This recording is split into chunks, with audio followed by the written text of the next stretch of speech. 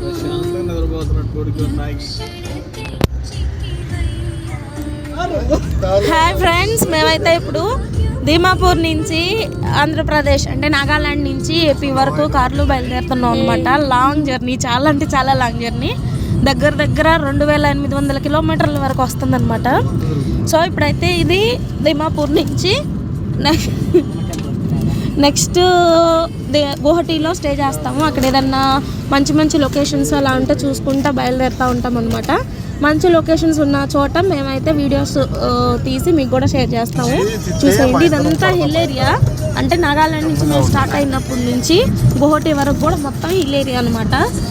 National highway కూడా అంత కరెక్ట్గా లేదు, సింగిల్ వే ఉంది.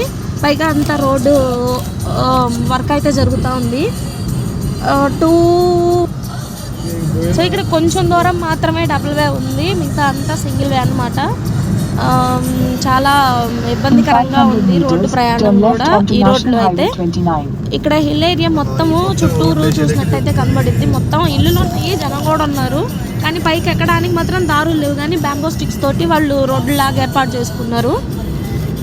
ఓకేనా, ఇంకా ఇక్కడ చూడండి, ఫోన్ స్క్రీన్ మీద లొకేషన్ అయితే పెట్టుకొని పోతా ఉన్నాం అనమాట. ఎందుకు రోడ్డు తెలియదు కాబట్టి. ఎప్పుడు వచ్చినా ట్రైన్లోనే వస్తాము.